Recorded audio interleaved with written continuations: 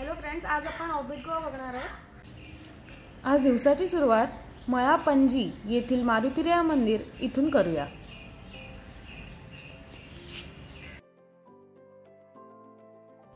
अतिशय सुंदर भव्य असं टेकडीवर वसलेलं हे मंदिर आहे। इथून पणजी शहराचा नजारा अतिशय सुंदर नयनरम्य दिसतो।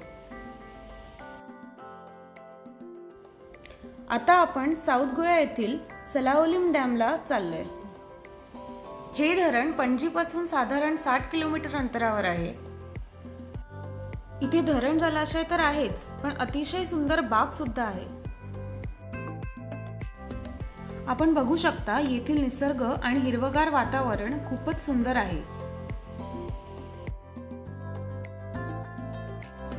आता जे दृश्य मी बघतेय त्याचा माझ्या स्वतःच्या डोळ्यावर विश्वास बसत नाहीये।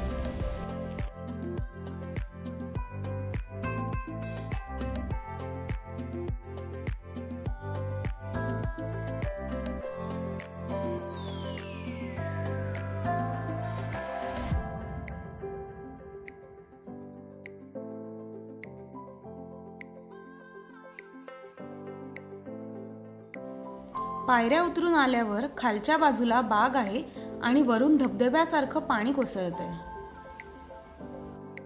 सलाओलिम डॅमच्या जवळ कुर्डी येथे महादेवाचं मंदिर आहे। हे मंदिर पुरातन असून धरणाच्या पाण्यात बुडून जाऊ नये म्हणून त्याची पुनर्स्थापना येथे करण्यात आली आहे। आता आपण अशा ठिकाणी जात आहोत की ज्याची कल्पनाही आपण करू शकत नाही। बुडबुड तळी हे नेत्रावली येथील गोपीनाथ देवस्थान इथे हे तळ आहे। बघा हे पाणी किती शांत आहे, पण टाळ्यांचा नाद केल्यानंतर आपोआप पाण्यातून बुडबुडे येण्यास सुरुवात होते।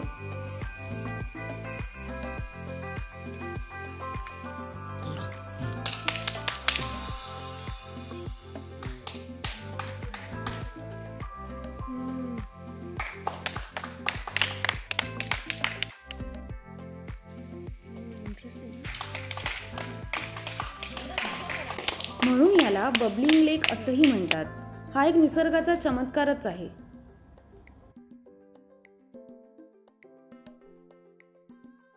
इथून जवळच दत्त गुंफा येथेही आपण जाऊ शकता।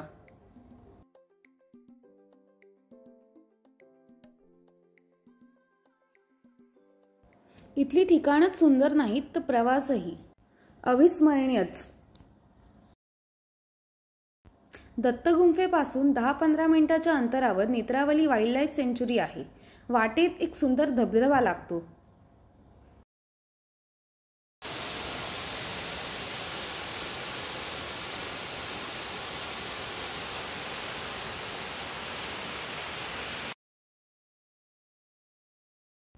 नेत्रावली वाईल्ड लाईफ सेंच्युरी पासून 1 तासाच्या अंतरावर राजबाग बीच आहे। गोव्यातल्या इतर समुद्र किनाऱ्यापेक्षा अतिशय शांत, सुंदर, स्वच्छ असा हा किनारा आहे।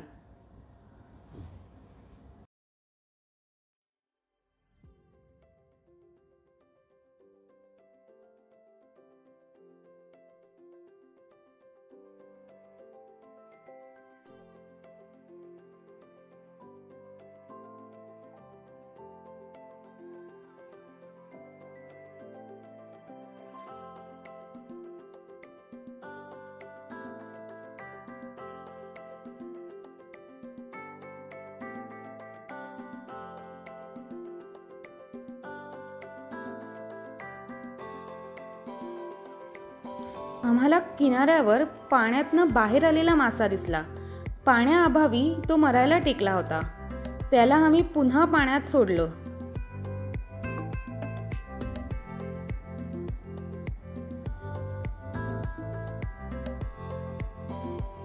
त्याला पाण्यात सोडून फार बरं वाटलं।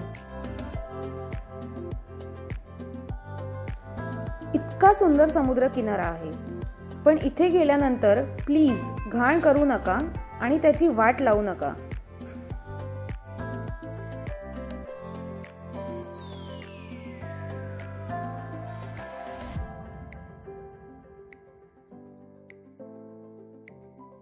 पणजीमधील कसिनोंच्या वेगवेगळ्या बोटींवर केलेली रोषणाई नेत्र सुखदच।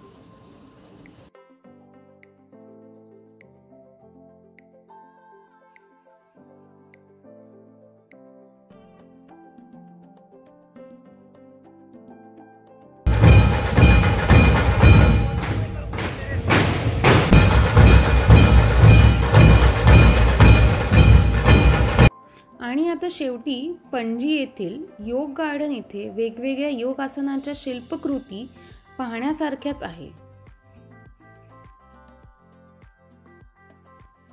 गोव्याला आल्यावर या सगळ्या ऑफबीट ठिकाणांना नक्की भेट द्या.